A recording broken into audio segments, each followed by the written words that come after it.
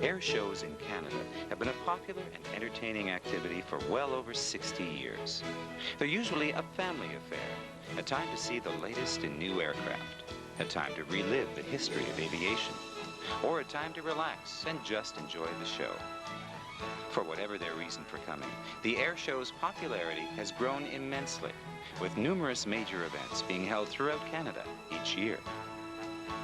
Back in the 1930s, aviation in Canada was still in its infancy, but nonetheless very popular with the public.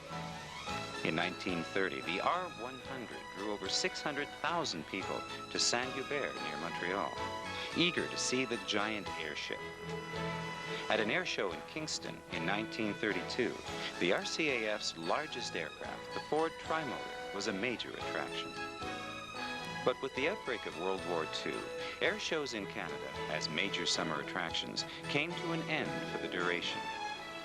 Even though air shows as popular entertainment events were put on hold, the war effort, and in particular the British Commonwealth Air Training Plan, provided much to see for the aircraft watcher in Canada.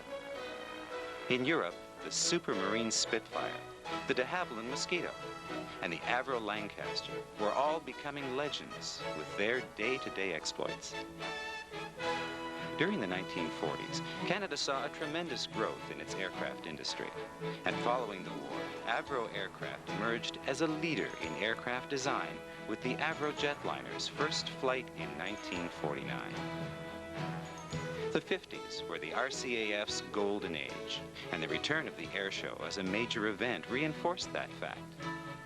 The CF-100 and F-86 Sabre were two popular attractions at air shows throughout the country. In 1959, the Golden Hawks were formed to celebrate the 50th anniversary of powered flight in Canada. But the Avro Aero's cancellation and senseless destruction ended the decade on a rather tragic note. Into the 60s, the Golden Hawks thrilled crowds across Canada with their superb formation flying. During Centennial Year in 1967, the RCAF's Golden Centenaires continued on in the Golden Hawks tradition of outstanding aerobatic displays.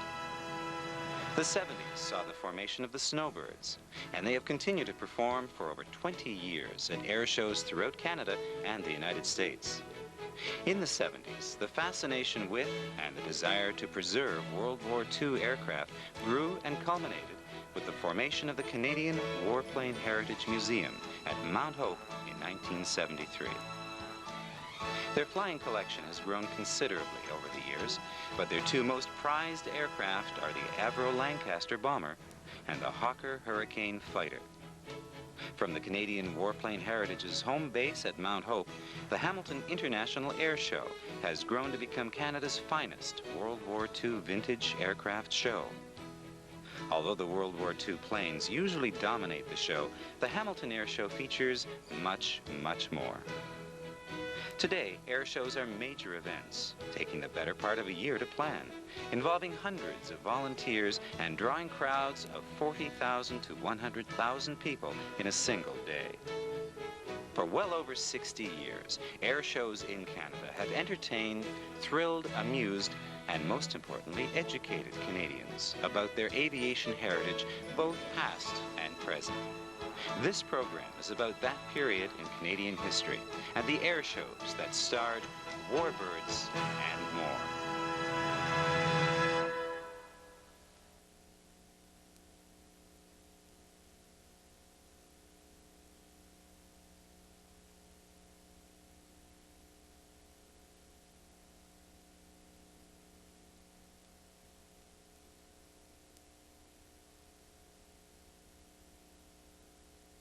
In August 1930, a major aviation event took place with the arrival in Canada of the British airship, the R-100. She arrived at Saint-Hubert Airport near Montreal at 5 a.m. on August 1st, after a 79-hour flight from England. During its 13 days in Canada, well over 600,000 people came to see the R-100 at Saint-Hubert. On August 11th, before a crowd of 200,000, the 700-foot-long R-100 slowly withdrew from the mooring mast for a one-day tour of Montreal, Toronto, and Niagara Falls.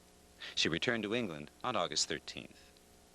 The trip to Canada for the R-100 had been highly successful, but 2 months later, her sister ship, the R-101's trip to India, ended in tragedy over France.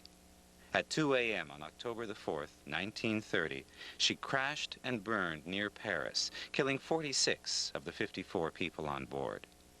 With that crash, Britain's interest in airships died, and the R-100 was scrapped a year later, in December of 1931.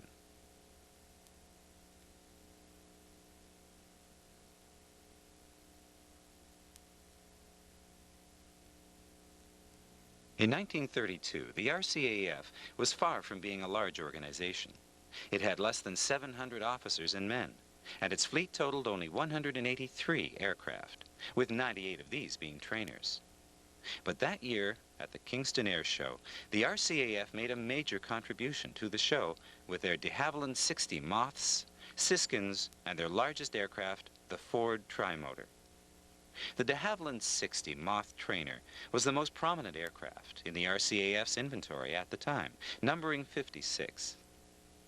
In the early 1930s, Canada's front-line fighter force was made up of 9 Armstrong Whitworth Siskins. The Siskin biplane had a wingspan of 33 feet and a maximum speed of 156 miles per hour.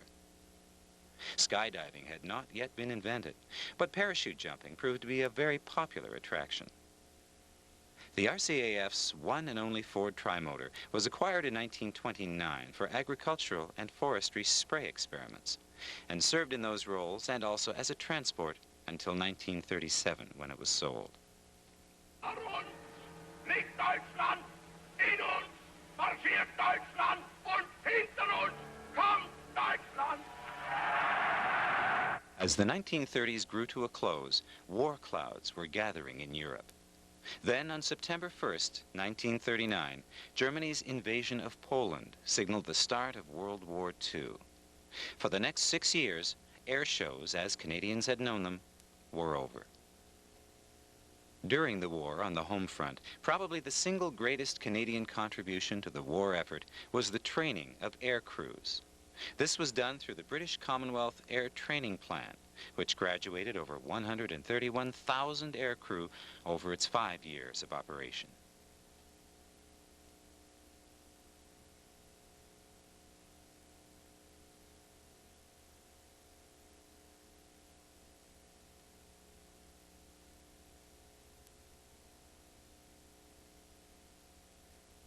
Very early on the morning of December 17th, 1939, 3 months after the outbreak of World War II, a group of government officials gathered in the office of Prime Minister Mackenzie King for the signing of the British Commonwealth Air Training Plan. Training under the plan began in April 1940, when No. 1 Initial Training School in Toronto received the first group of aircrew trainees.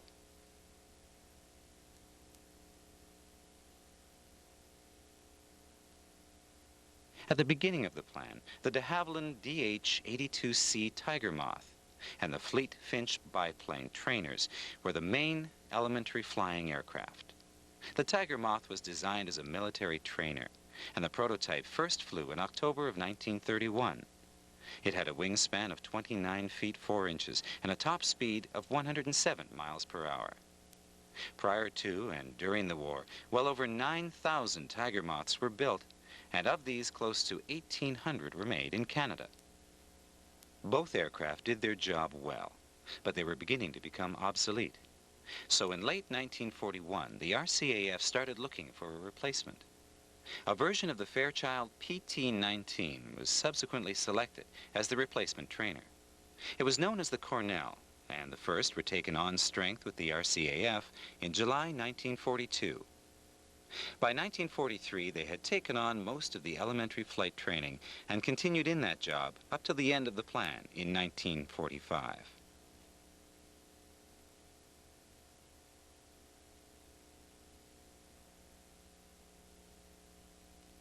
After completing their elementary flight training, student pilots were transferred to service flying training schools. Those pilots with fighter pilot potential were posted to schools with Warbirds, and those better suited towards bomber or transport operations moved on to schools with twin-engine aircraft such as the Anson. The Warbird is considered by many as one of the outstanding aircraft of the war.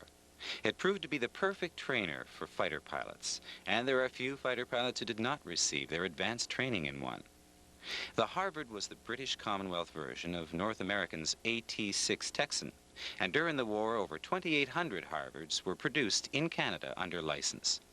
It remained in service with the RCAF as a trainer until 1966. Students selected for the multi-engine aircraft were posted to one of the service flying schools which used twin-engine aircraft. At these schools, the Avro Anson was the most widely used, with over 2,800 built for the plan. Originally designed as a 6-passenger commercial aircraft in the early 1930s, the Anson first entered military service with the RAF in 1936 as a reconnaissance aircraft with coastal command. With the outbreak of war in 1939, the Anson quickly became the backbone of the British Commonwealth Air Training Plan as a multi-engine trainer. In total, over 11,000 were built and served at training bases throughout England and all across Canada. In addition, over 800 airspeed Oxfords and 826 Cessna cranes were used in the multi-engine training role. At the peak of the British Commonwealth Air Training Plan, it was turning out over 3,000 graduates per month. But by the summer of 1944, the supply of new air crews began to exceed demand, and thus, at that point, training operations began to slow down. By the end of the plan, it had graduated a total of 131,553 air crews. Of that total, close to 50,000 were pilots, 30,000 observers and navigators, 15,000 air gunners, 2,000 flight engineers, and 700 naval air gunners. On March 31st, 1945, the plan was officially ended as the war was winding down.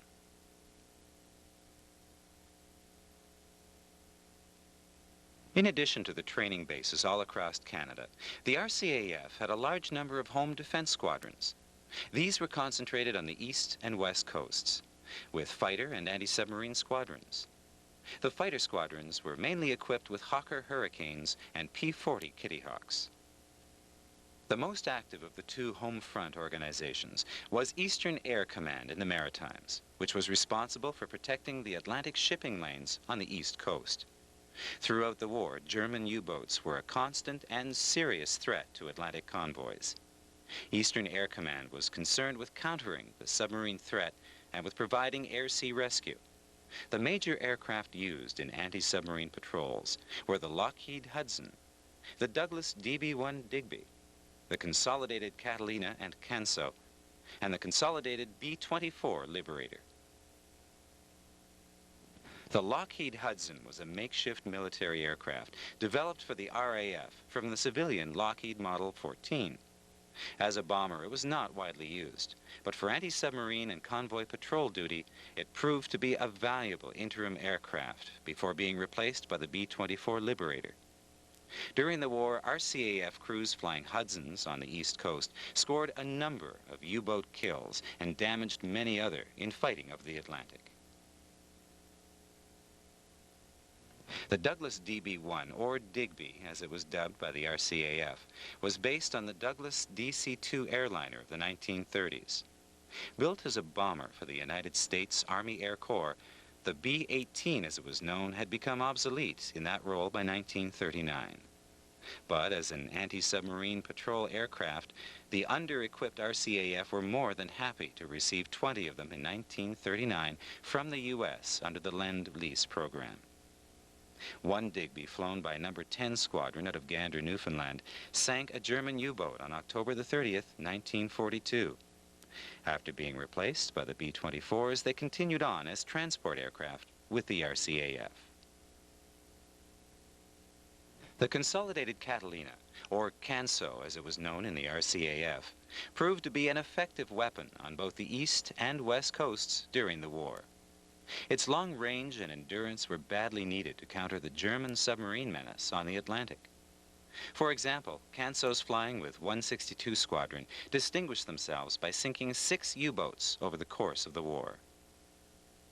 After the war, the CANSO continued with the RCAF in photo reconnaissance and search and rescue roles up until it was retired in 1962. The Liberator bomber was the most produced American aircraft of the war, with over 18,000 built.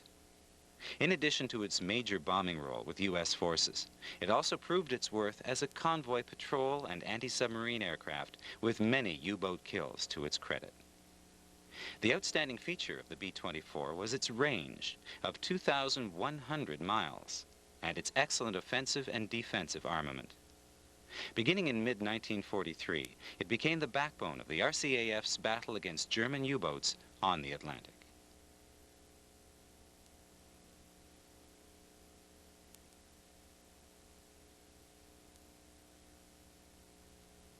Upon their arrival in England, Canadians traveled to the RCAF's main dispersal point at Bournemouth in the south of England.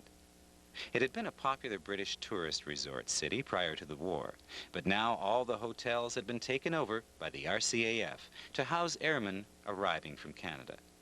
While there, morning parade drills were usually the main order of the day. On at least one occasion, King George and Queen Elizabeth visited Bournemouth to review the RCAF troops. Throughout the war, the royal family played a major role in boosting troop morale. All over England, they made frequent visits to meet and talk with the troops from all of the services. Following a short stay at Bournemouth, Canadian air crews were usually posted to an operational training unit before moving on to a combat squadron. Overseas, the RCAF had 48 squadrons which saw action in all of the major theaters of the war, including Britain, Europe, North Africa, and Southeast Asia. RCAF crews flew in all types of roles, from fighter and reconnaissance to anti-submarine and bombing to transport. Some of the aircraft flown include the Supermarine Spitfire, the Hawker Hurricane, the Douglas A-20 Boston, the North American B-25 Mitchell, the Hadley Page Halifax, and the Avro Lancaster. There are very few people who have not heard of the legendary Spitfire. From the beginning of World War II in 1939, through the Battle of Britain, and onward to the end of the war, the Spitfire gave exemplary service to the RAF and other Commonwealth squadrons. When production ceased in 1948, over 20,000 Spitfires had been built. In the summer skies over Britain in 1940, the Hurricane earned its place in history as the symbol of victory during the Battle of Britain. Always outnumbering its more famous counterpart, the Spitfire, the Hurricane is credited with the destruction of more enemy aircraft during the Battle of Britain than any other aircraft. The original armament consisted of 8 Browning machine guns. However, this was progressively increased throughout the war, with different versions, including 20mm or 40mm cannons, bombs, or rockets. The Douglas A-20 Havoc, or Boston as it was known in RAF and RCAF service, was a twin-engine light bomber used extensively in many theaters throughout the war. Whether flown during the day or as a night intruder, the Boston became known as a rugged, dependable aircraft which was immensely popular with its crews. Many times, Bostons took a great deal of battle damage, yet managed to return to base. With its speed and rugged construction, it was ideally suited to dangerous low-level missions, which were its main forte. The Boston-equipped RCAF 418 Squadron from late 1941 to July 1943, when they were replaced by Mosquitoes. Armament consisted of 3 or 4 forward-firing machine guns in the nose and 2 machine guns in the rear gunner's position. Bomb load was usually 4 500-pound bombs. In the North African campaign, a number of squadrons of Bostons saw action with a tactical bomber force.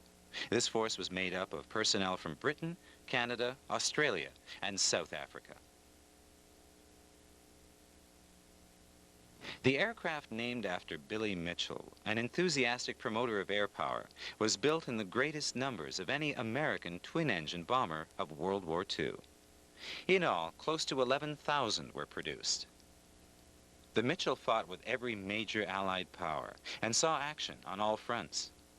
The B-25 was used in many roles, including bomber, reconnaissance, anti-tank, and anti-shipping gunship, as well as a torpedo bomber version. Numerous RAF squadrons operated this aircraft during the war, with many of these aircraft being flown by Canadian crews. The Hadley Page Halifax prototype first flew in October 1939 and started entering service a year later in November 1940. The performance of the early Halifax models was not particularly impressive, but installation of the more powerful Bristol Hercules engines in the Mark III improved performance greatly. The first RCAF squadron to fly the Halifax was number 405, which began in April 1942. With a bomb load of 13,000 pounds, it had a range of over 1,000 miles. The Halifax, along with the Lancaster, was the backbone of the RAF's Bomber Command, though it seldom received the acclaim of the Lancaster.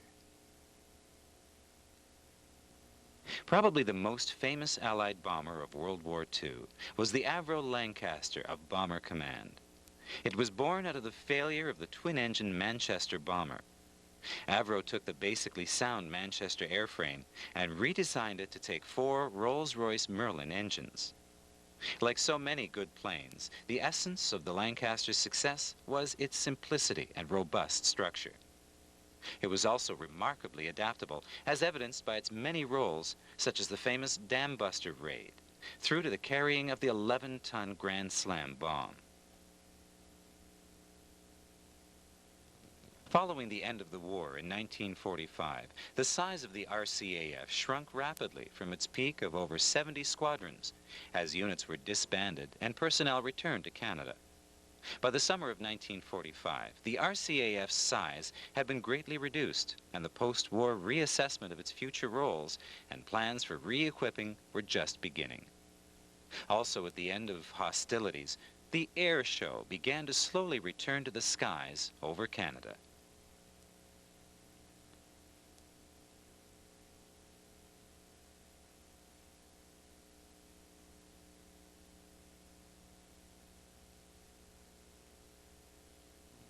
In the early 1950s, the RCAF was well into its rebuilding program. They were also entering an era considered by many to have been the RCAF's golden age. Some of the aircraft of that period included the CF-100 Avro Canuck, the Canadair F-86 Sabre, the de Havilland Vampire, the Canadair North Star, the North American P-51 Mustang, the Lockheed Neptune, the North American B-25 Mitchell, and the Avro Lancaster.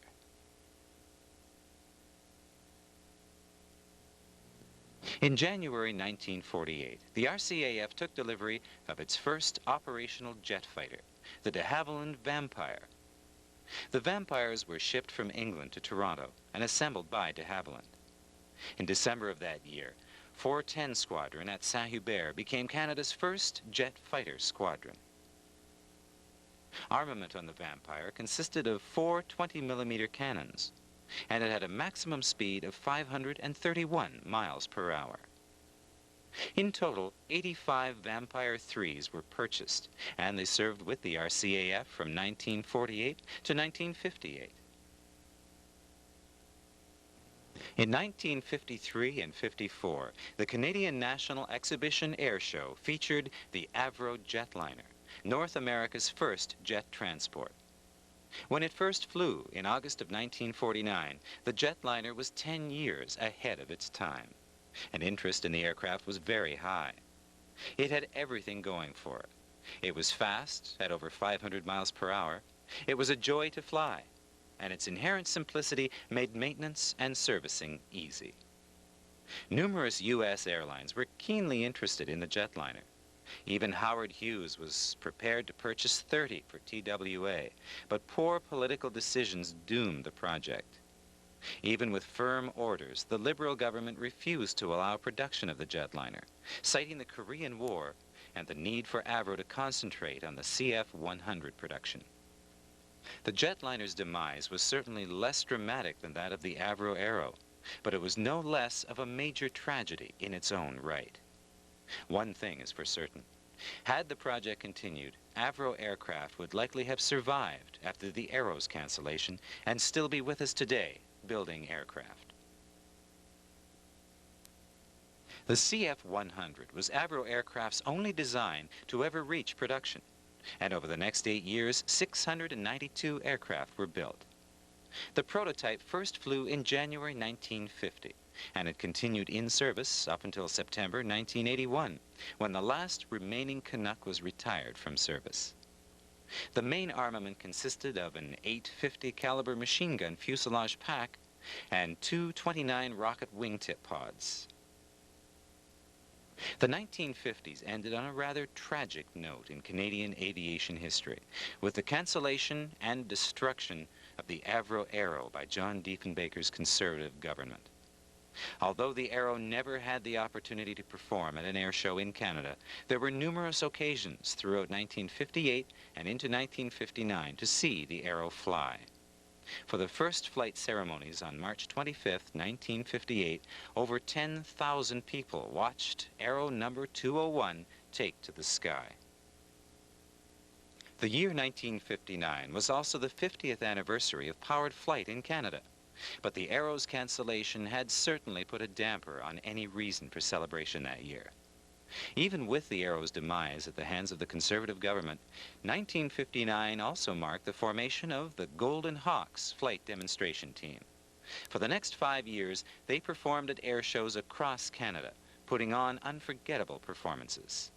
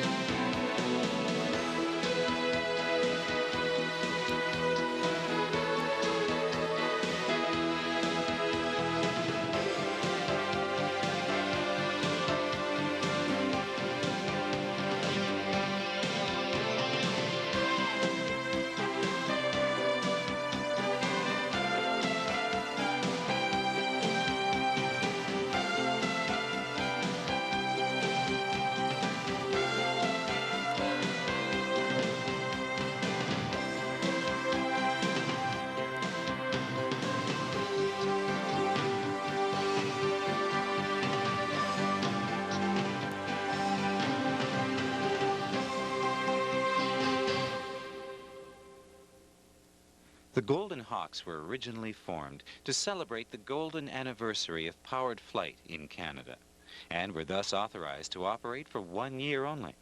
But because of their overwhelming popularity, it was almost unthinkable to consider disbanding the team.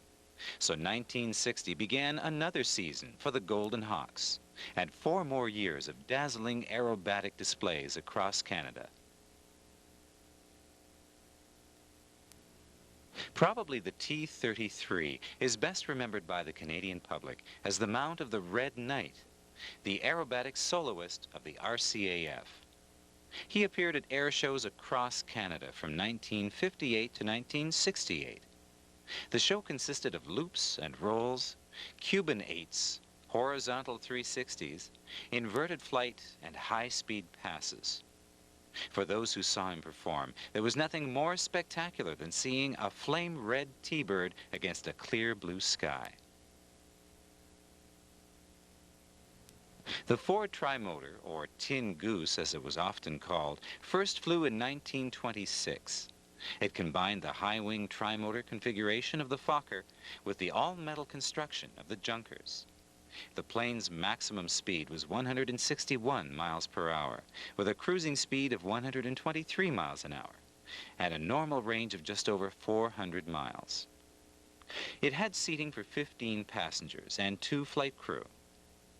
Most trimotors served as commercial passenger aircraft, but a number of military versions were also built for the U.S. Army and Navy. This is one of the National Aviation Museum's 3 Avro 504K trainers. The 504 was one of the most widely used training aircraft of World War I, and earlier in the war it was also used in combat roles. The RCAF restored this 504 to flying condition as a project for centennial year in 1967.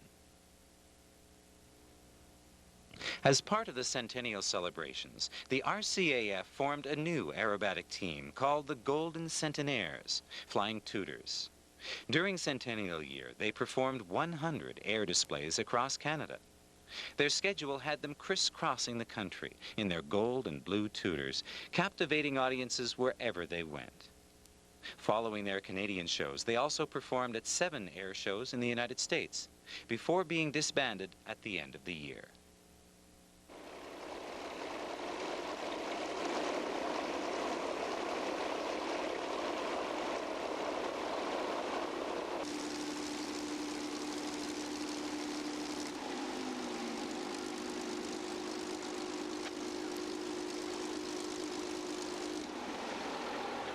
In the early 1970s, as aircraft of the World War II period were becoming more scarce with each passing year, a group of individuals got together to try and preserve what remained. This group and their common interest culminated in the formation of the Canadian Warplane Heritage Museum in 1973. The museum has as its prime objective to obtain, restore, and preserve in flying condition aircraft flown by Canadians during World War II and the Korean War. Through the efforts of hundreds of volunteers, the museum has developed a collection of over 35 aircraft. The Canadian Warplane Heritage Museum takes part in one of North America's great air shows, the Hamilton International Air Show.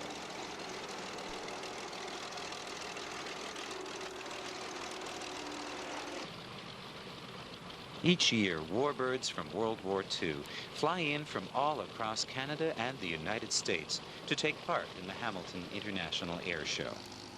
The show's theme may change from year to year, but the Warbirds always draw great interest. In addition, the latest in military aircraft are also well represented, along with top-notch solo performers and aerobatic teams such as the Snowbirds.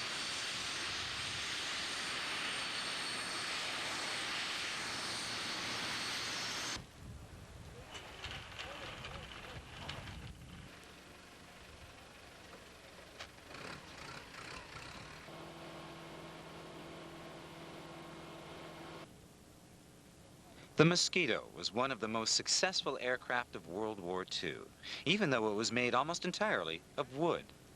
Powered by two Rolls-Royce Merlin engines, its lightweight, maneuverability, and high-altitude capabilities enabled it to serve in the reconnaissance role without defensive armament. It also served in the fighter, fighter-bomber, intruder, and bomber roles. Over 7,800 were made, with 1,133 being built in Canada by de Havilland at Downsview.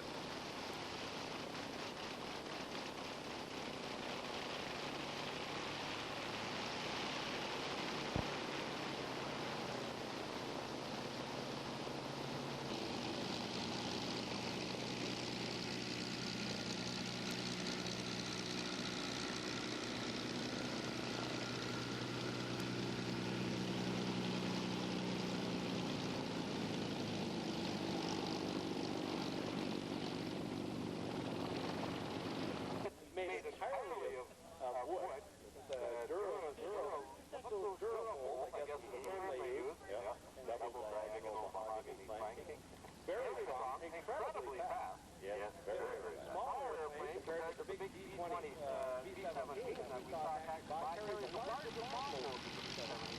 And carriers higher and faster. Because we're so fast.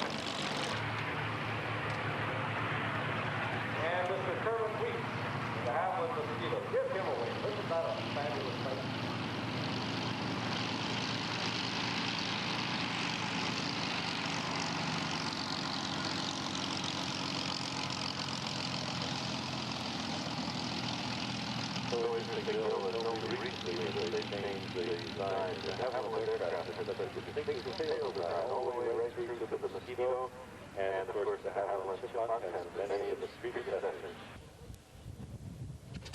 Famous fighting partner of the Spitfire, the Hurricane destroyed more German aircraft in the Battle of Britain than all other British defenses combined. It also fought in more campaigns and war theaters than any other aircraft of World War II. Originally flown on November 6, 1935, the Hurricane entered service in December 1937 with RAF number 111 Squadron. Of the 11,233 Hurricanes produced, only 3 are still in flying condition worldwide. The Canadian Warplane Heritage Museum's Hurricane was one of 1,451 built by Canadian Car and Foundry in Fort William.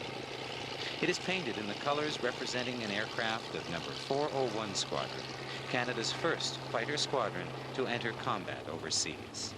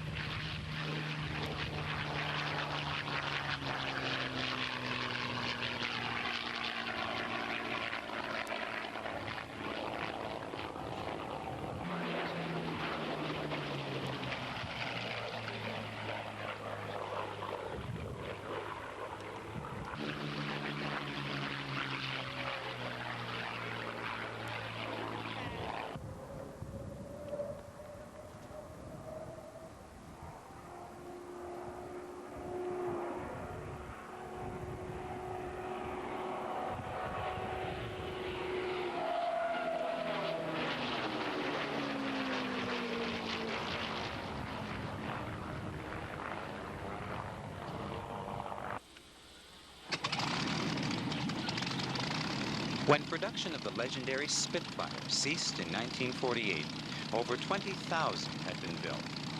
One of the handful that remained flying, this Mark IX, looks, sounds, and flies as if freshly delivered to the RAF No. 19 Squadron, with which it first served.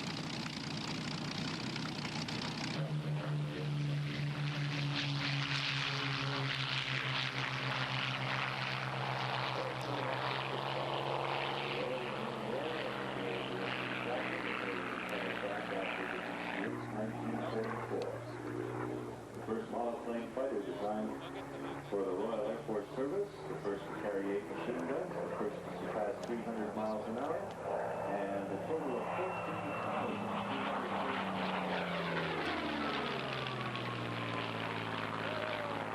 World War II.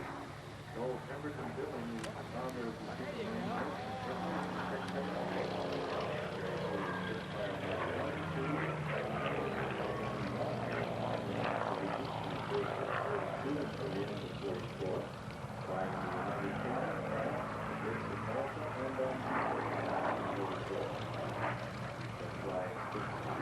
for 40 years.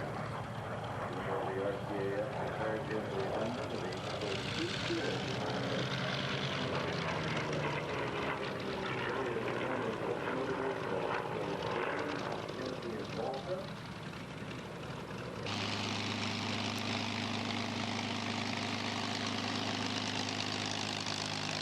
The Mustang became one of the most famous fighters of World War II. Powered by the Rolls-Royce Packard engine, it was renowned for its capability as a long-range escort fighter and in ground support duties. The most numerous version of the Mustang was the Model D with the bubble canopy. The Canadian Warplane Heritage Museum's Mustang was built in 1944 and saw service in Europe during World War II with the USAF. Following the war, it served with the RCAF Auxiliary Squadron No. 412, starting in 1947.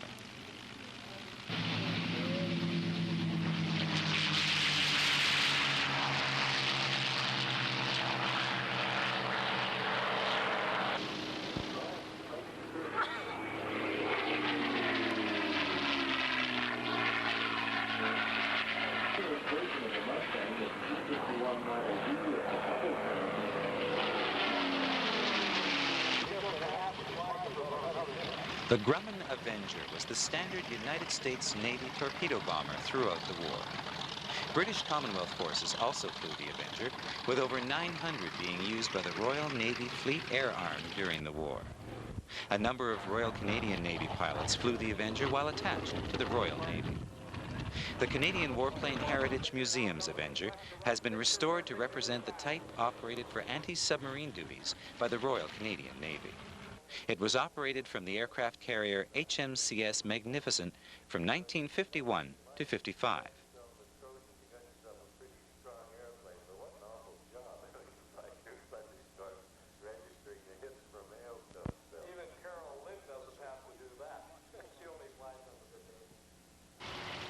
Long after its combat career had ended, the Corsair still enjoys a public image as a very successful fighter. Its distinctive inverted gull wing prompts instant recognition, even by those who do not profess to be aircraft enthusiasts.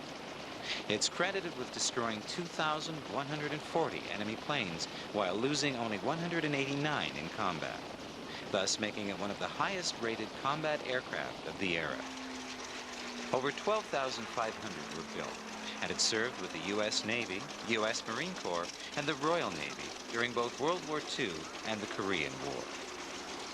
The Canadian Warplane Heritage Museum's Corsair 4 is an FG-1D model built by the Goodyear Tire Company under license.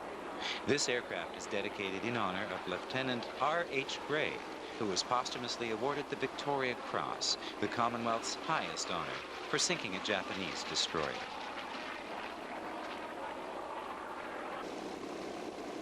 The North American B-25 Mitchell was used in many roles, including bomber, reconnaissance, anti-tank and anti-shipping gunships, and as a torpedo bomber. Its operational career began in early 1942 in the Pacific, and it was a familiar sight in every theater of the war. It was made famous for its role in the Jimmy Doolittle-led bombing raid on Tokyo in April 1942 by taking off from an aircraft carrier. It was also used by the RCAF after the war as a navigational trainer up until 1963. The Canadian Warplane Heritage Museum's Mitchell is a B-25J that was built in 1945. It has been restored to the configuration of an aircraft from No. 98 Squadron of the RAF to commemorate Flying Officer David Pudney of the RCAF, who earned his Distinguished Flying Cross on Mitchell operations in 1944 to 45.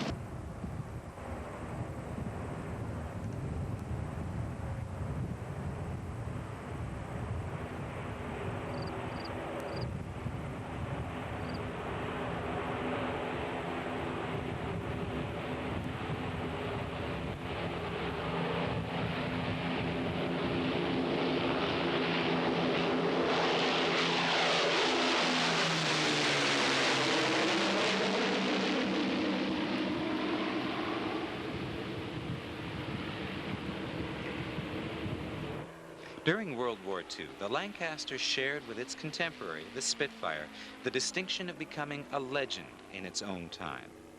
And since the war, that legend has continued to grow. The Mynarski Memorial Lancaster will continue to foster that legend in the years to come as it tours air shows throughout North America. But more than a legend, the Mynarski Memorial Lancaster has become a flying memorial to the thousands of men and women that came to know her, from the drawing boards and the manufacturing plants to the airfields in Britain and the flak-filled skies over Germany.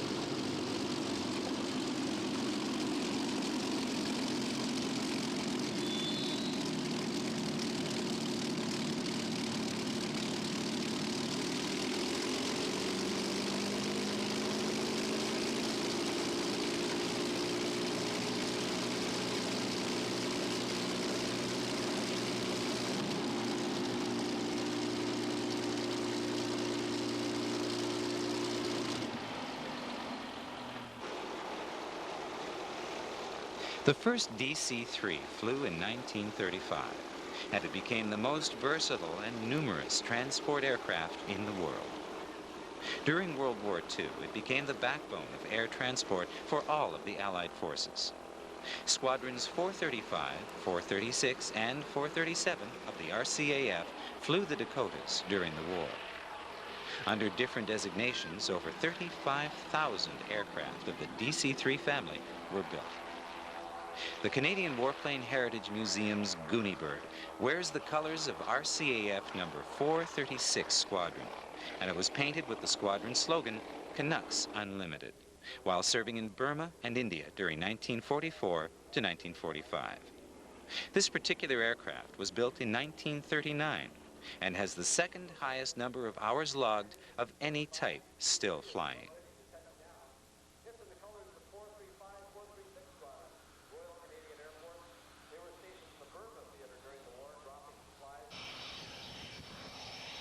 The McDonnell Douglas Hornet is a highly sophisticated multi-mission fighter. It's equipped with Sidewinder and Sparrow air-to-air missiles, conventional bombs, rockets, and an M16 20mm cannon. During air-to-air combat, its sophisticated radar can track multiple targets, displaying up to 8 on the heads-up display. It's used for NORAD intercepts as well as surveillance and control of Canadian airspace. The operational squadrons are based in Cold Lake, Alberta and Bagotville, Quebec.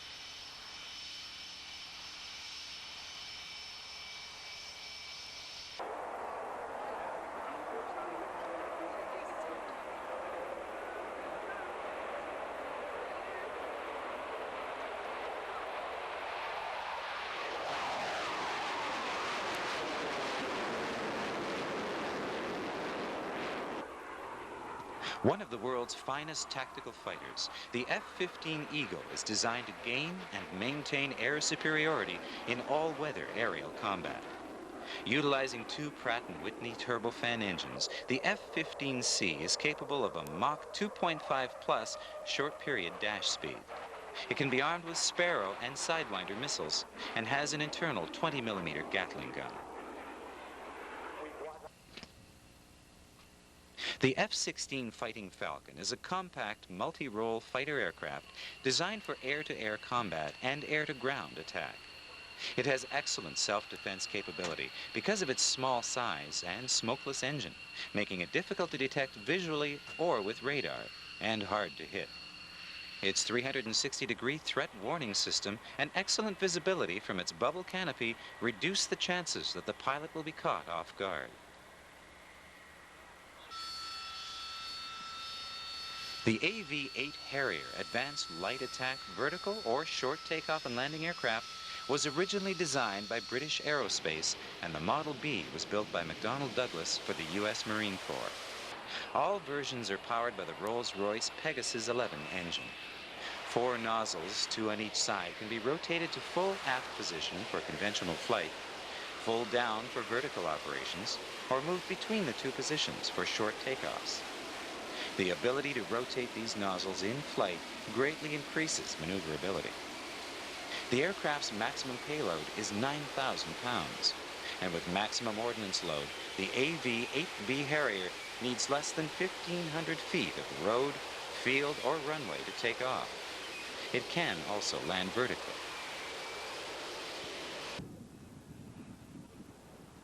The Tornado was developed jointly by Britain, Germany, and Italy. The Tornado's advanced all-weather strike capabilities have been proven during thousands of hours of flight development. Its sophisticated high technology features also give the aircraft a combination of air-to-air and air-to-ground capabilities. These include a variable geometry wing with full-span high-lift devices and a comprehensive integrated avionics system. The Tornado comes in 2 versions. The Interdictor Strike version for service with the German Air Force and Navy, Italian Air Force, and Royal Air Force. The Air Defense variant is for service with only the Royal Air Force.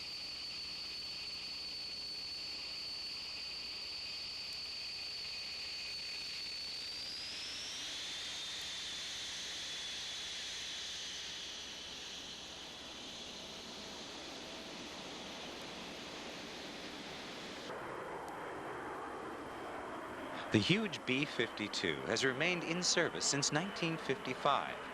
Although this is a rather aged aircraft, later versions and extensive modifications have kept it as formidable as ever.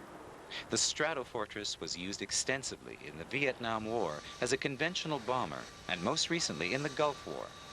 It has a maximum speed of 595 miles per hour and a range of 10,000 miles.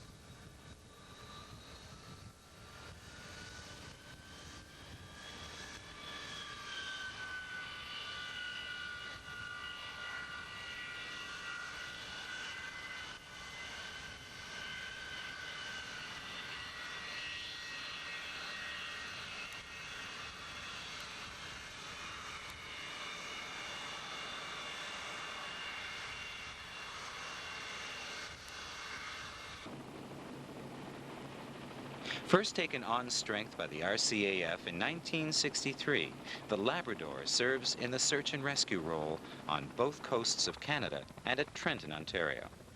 In the early 1980s, it had extensive upgrade modifications, including nose radar and new avionics.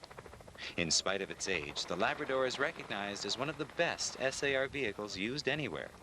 It is credited with saving hundreds of lives since its introduction into service.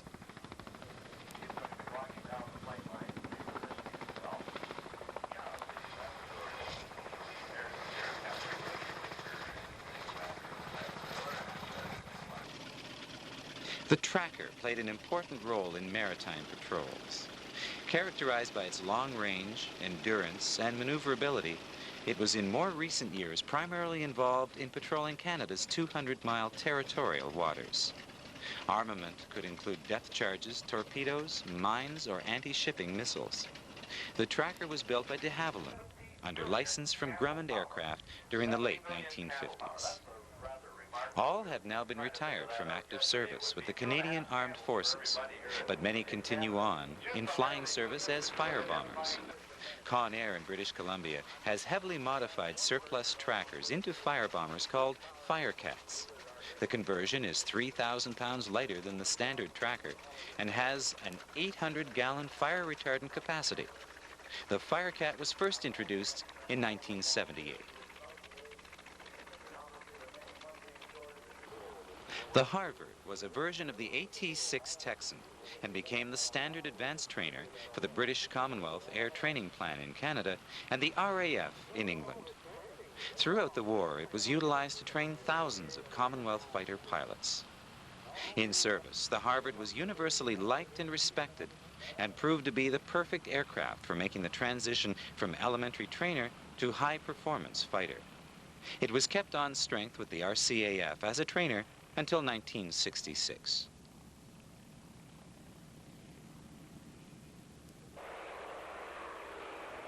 The Martin Mars is still the largest operational flying boat in existence.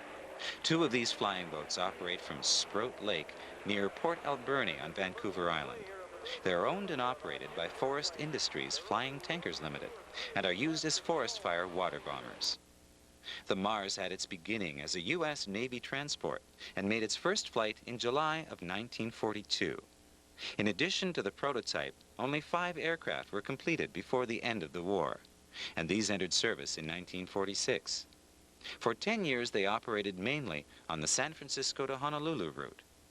In 1956, when the 4 remaining aircraft were retired, a consortium of 6 forest industry companies in British Columbia formed Forest Industries Flying Tankers Limited and purchased all 4 aircraft for $100,000.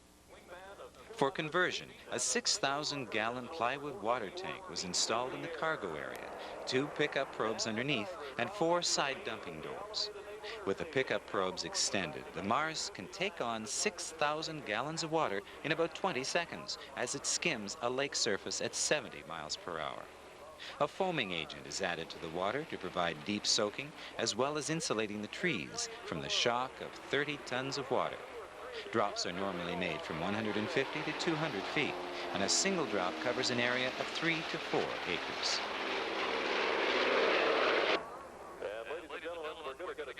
Today, so get your cameras ready. There's always folks come up and say, I wish you told me you were going to drop the water. I want to take a picture. Okay, well, we're going to get a drop.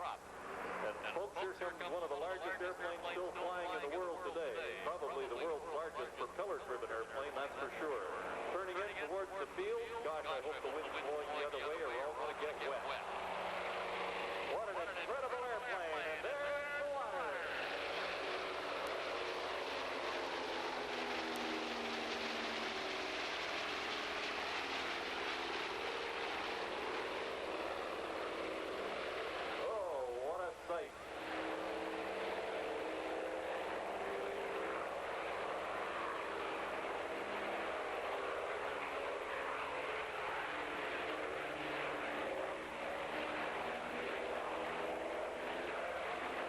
A little display here of maneuverability of a huge airplane.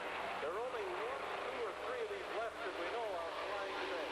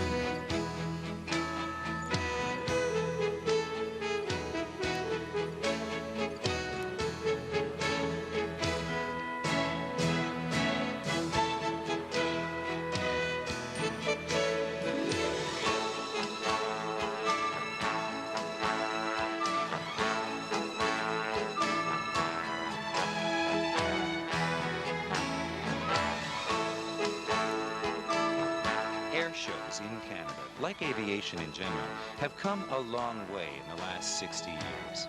At the 1932 Kingston Air Show, the RCAF's Siskin, with a top speed of 154 miles per hour, was Canada's frontline fighter. In the 1940s, the British Commonwealth Air Training Plan turned Canada into the world's largest flying school, and was probably Canada's greatest single contribution to the war effort. The RCAF's golden age of the 1950s culminated with the formation of the Golden Hawks aerobatic team at the end of that decade. Then, in the 1970s, the founding of the Canadian Warplane Heritage Museum had a major effect on the preservation of Canadian aviation heritage throughout Canada. Into the 1990s, air shows will continue to entertain, thrill, amuse, and most importantly, educate Canadians about their aviation heritage, both past and into the future.